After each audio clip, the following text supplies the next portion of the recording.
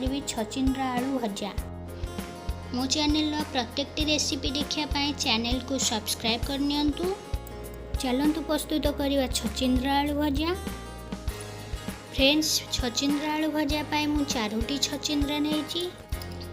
यह को भल भाव धोई हल्का हल्का चोपा छड़ाई नहीं। यापर गरम कड़ाई रे 2 ରୁ 3 चामच सोरिष तेल पकाइबा। तेल गरम हो गले एथिरे 1 चामच जीरा पकाइबा। जीरा फुटी आसले 1 कटा पियाज पकाइबा। पियाज को 1 मिनिट भाजिबा।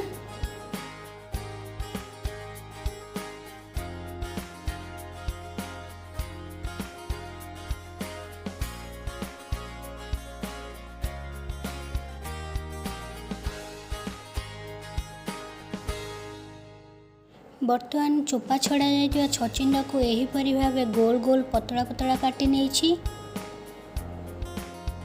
यह को आमे कड़ाई रे पकाई यह को 1 मिनिट पाई भाजिबा।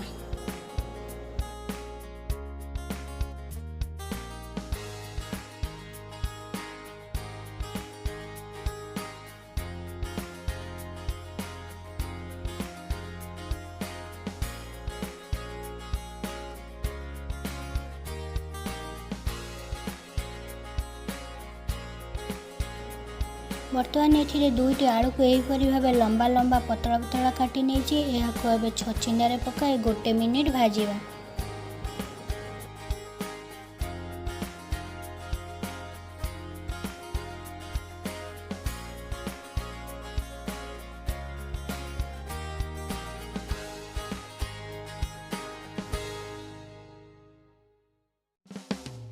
गोटे मिनिट पर एथिरे स्वाद अनुसार लुण, हाफ चामच हलदी गुंड पकाई यह को 1 मिनिट पाई भाजिबा।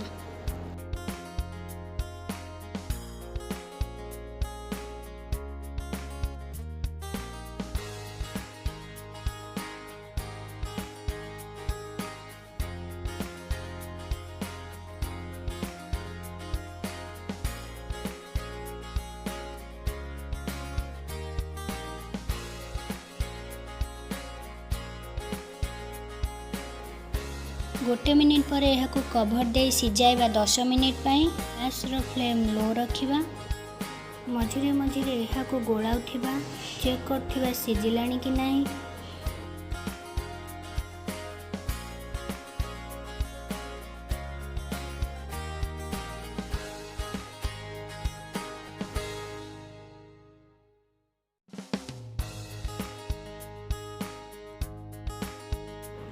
फ्रेंड्स, बर्तमान यह सिझी जाइए। यह को आउ न घोड़ाई खोला रखी भल भाव फ्राए हेबा पर्यंत भाजिबा। गैस रो फ्लेम लो रखिबा।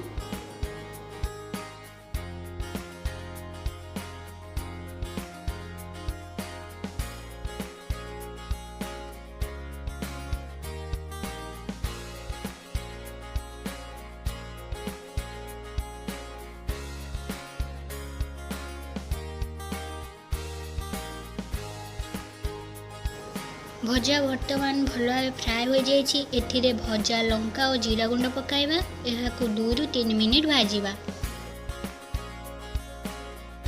भजा लंका और जीरा गुंड पकाइले भजार टेस्ट भल आसी थाए।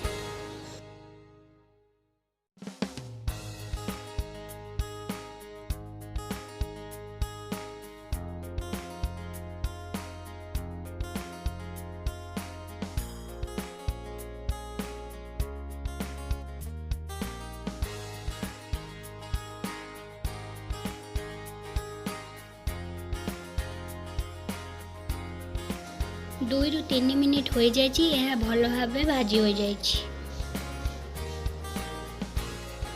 फ्रेंड्स, बर्तमान प्रस्तुत हो जाइए छचिंद्रा आलू भजा। यह को आपण माने रुटी और भात सहित खाई पारिबे। यही भली नुआ नुआ रेसिपी रो वीडियो देखिया पाई मो चैनल को लाइक, शेयर और सब्सक्राइब करनियंतु।